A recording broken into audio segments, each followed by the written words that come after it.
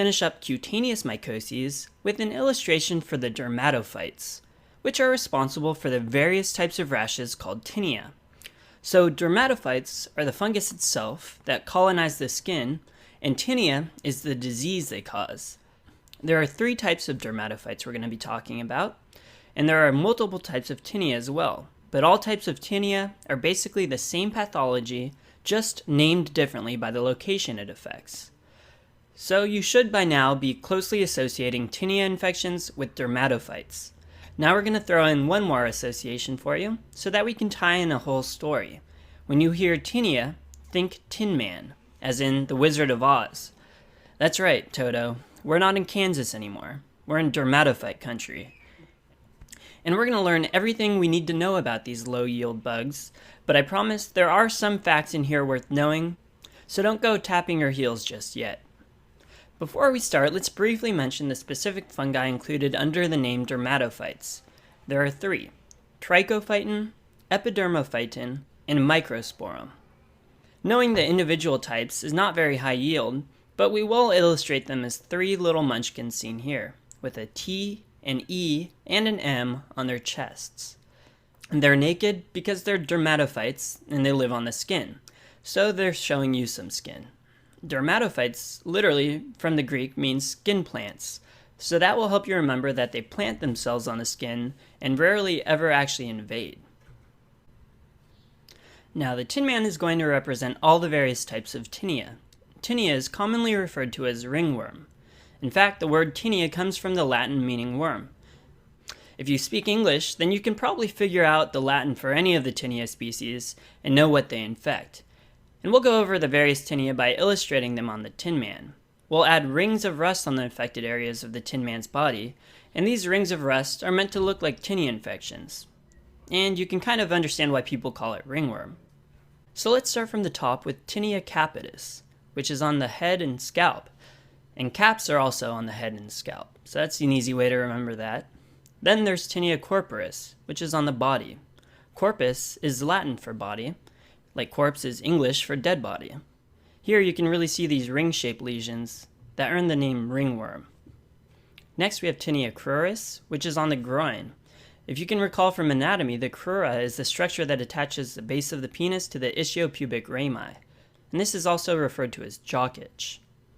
And lastly, we have tinea pedis, or athlete's foot. I'm sure that's an easy one to remember. So who are at risk for tinea infections? Mainly athletes, hence the name athlete's foot. Specifically think of swimmers who walk barefoot in locker rooms, and wrestlers who have a lot of body contact with other sweaty wrestlers and mats. To remind you of athletes, we've drawn an athletic headband on our Tin Man. Animals, like pets, can also be a source of transmission, especially in younger kids, so let's draw in Toto behind the Tin Man. Finally, these lesions are pruritic, which is why we have the Tin Man scratching himself. Diagnosis of these fungi are pretty easily done by a good history and physical. However, it can be confirmed by seeing the hyphae on KOH prep of skin scrapings. KOH is a salt, so we'll have our little microsporum munchkin sprinkling the Tin Man with our KOH salt shaker. Another form of diagnosis is through the use of Wood's lamp. However, just keep in mind that Wood's lamp is only used to diagnose microsporum. I know I just said that you don't need to differentiate the 3, but this is maybe one exception that you may need to know. To represent Wood's lamps, we'll draw in some lamps in the woods. So these are our Wood's lamps, and you see that they're also up here in the tree with microsporum, which will help you remember that they only illuminate microsporum. Okay, let's wrap up with treatment. The mainstay for tinea infections are topical azoles like clotrimazole. And what was the symbol for azoles again? That's right, it's pine cones. So let's draw in our pine cones in the trees. Wow, they're actually where they're supposed to be for once. So that's the treatment for tinea infections. Dermatophytes, however, can also infect the nails, and this is referred to as onychomycosis. And these nail infections will be represented by the Wizard of Oz, which is actually his nickname.